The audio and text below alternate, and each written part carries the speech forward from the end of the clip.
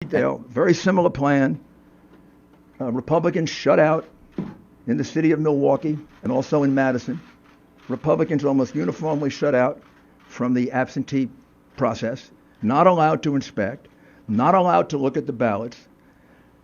We have in Milwaukee and in the state of Wisconsin a much stricter law. Wisconsin doesn't allow mail-in ballots. They didn't buy into the big mail-in ballot situation. Wisconsin, when you look at their constitution, almost seems to not like absentee ballots. They state it's not a right, a privilege. And they have very, very strict procedures. And the strict procedure says that you can't be given an absentee ballot. You have to personally apply for it. It's illegal, basically, to solicit a vote. And they have actually many reasons for it. That probably goes back to their progressive days. When I say progressive, I mean late 19th century, early 20th century progressive, when that really meant progressive, not retrogressive. So there are 60,000 ballots in Milwaukee County and 40,000 ballots in Madison that, as far as we can tell, and this is why we're auditing, because we have very good information, the numbers are going to come out about here, that don't have applications. Under the law of the state of Wisconsin, already decided, if there's no application,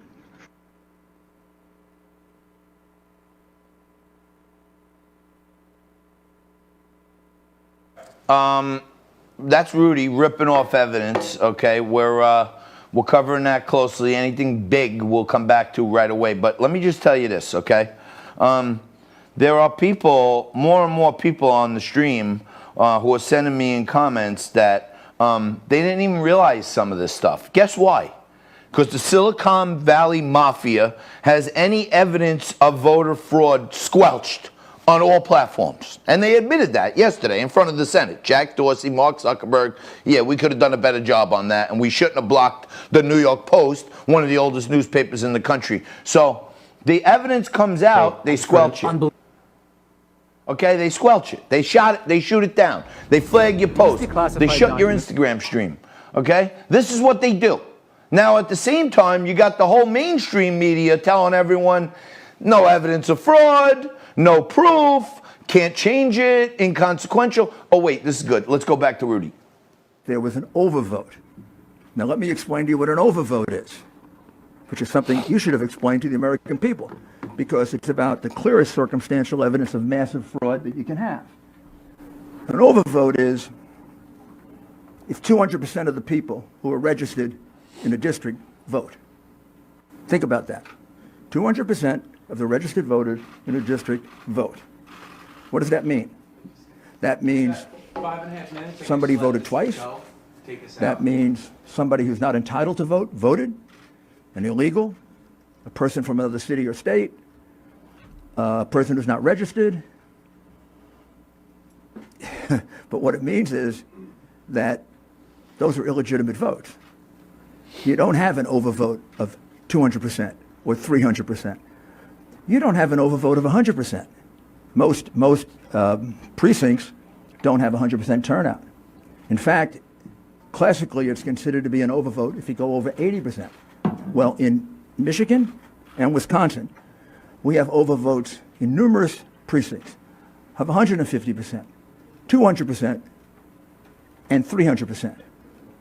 One of the reasons why the two Republicans did not certify in Wayne, Michigan, Wayne County, Michigan, is because the overvote was so high, monstrously high, in about 2/3 of the precincts in the city of Detroit, which means magically 2 and 3 times the number of registered voters turned out to vote.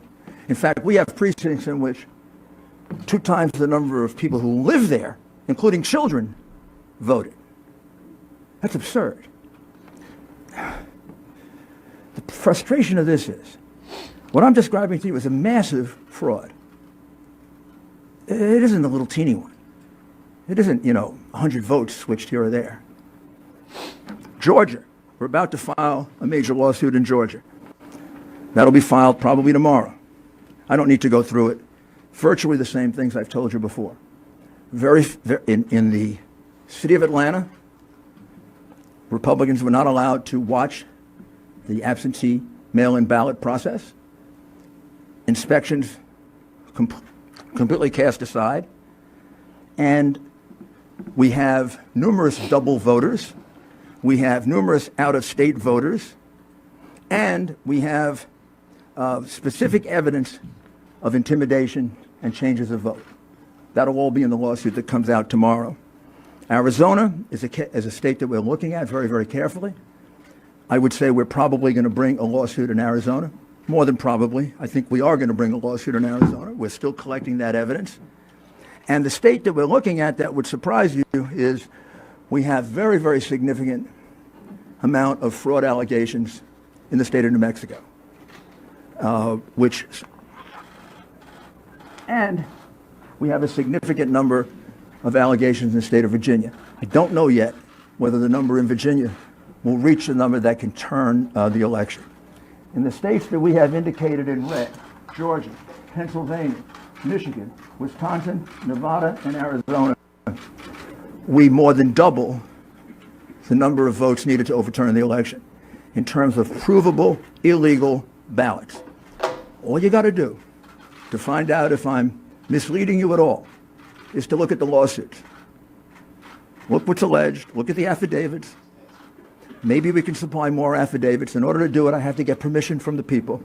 But in the materials I have here, there are at least 10 that come from citizens.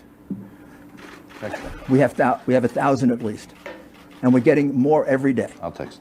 And there are other aspects of this fraud that at this point, I really can't reveal. This is really enough. It's enough to overturn any election. It's disgraceful what happened. And I'll conclude by asking you to just think about this for a minute. What happened on the morning of November 3rd when they were going to count this new kind of ballot, this mail-in ballot? Did every Democrat leader She said hit spacebar, enter. in Pennsylvania and in Michigan and in Wisconsin and in Georgia and in Nevada and in Arizona, they all wake up and all separately have the same idea? Did they all separately have the idea that we are going to... People are into this. We're going to put Republican inspectors in pens? We're not going to let them look at mail-in or absentee ballots? They all independently come up with that. Like, just by coincidence. They say, hey, you know, we're going to put the Republicans in pens and corrals. We're going to do it in Pittsburgh. We're going to do it in Philadelphia. We're going to do it in Detroit. We're going to do it in Milwaukee. We're going to do it in Las Vegas. We're going to do it in Phoenix. What did I miss? Oh, we're going to do it in Atlanta.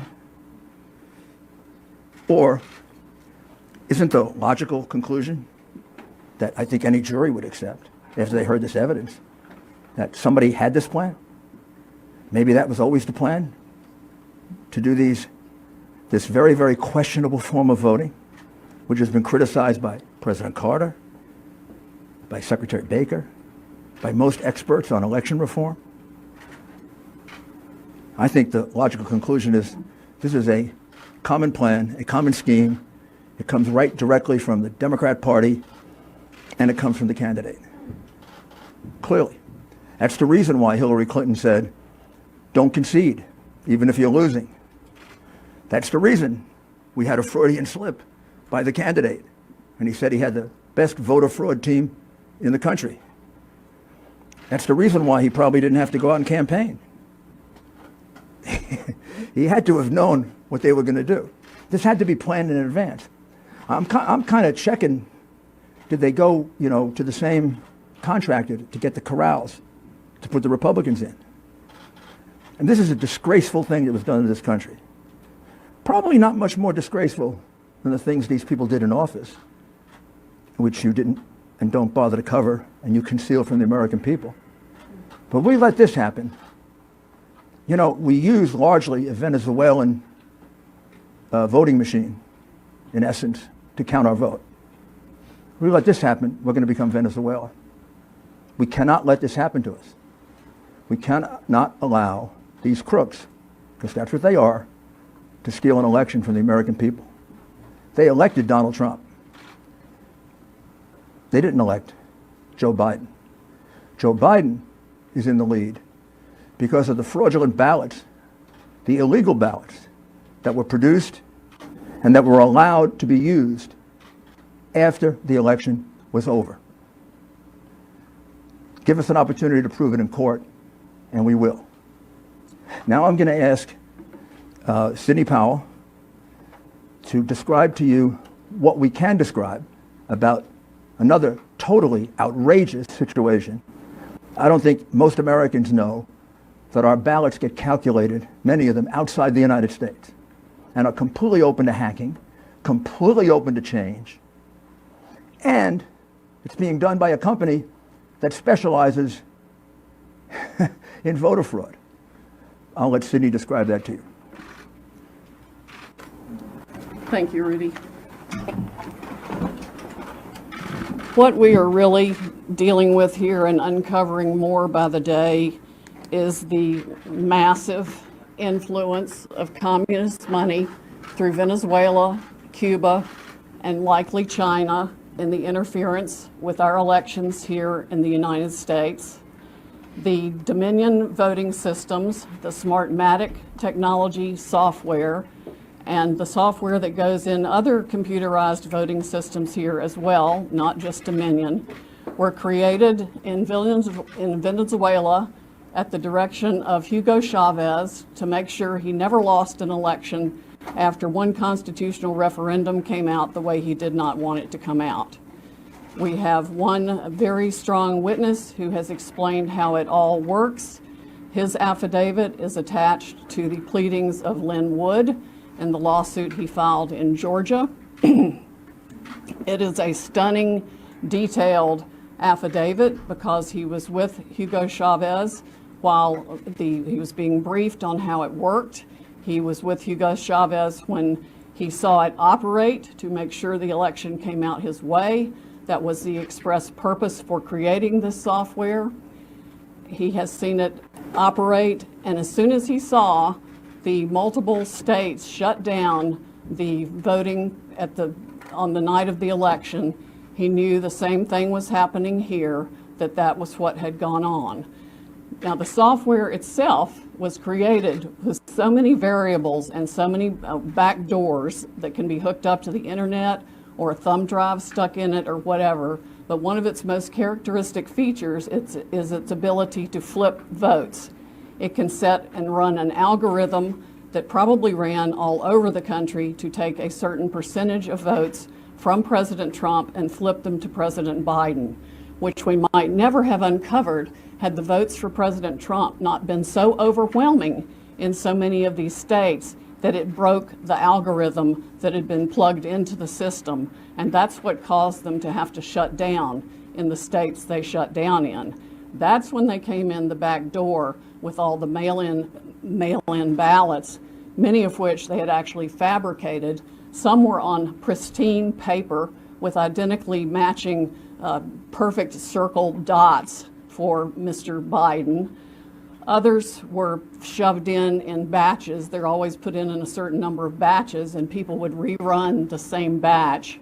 This corresponds to our statistical evidence that shows incredible spikes in the vote counts at particular times, and that corresponds to eyewitness testimony of numerous people who have come forward and said they saw the ballots come in the back door at that time.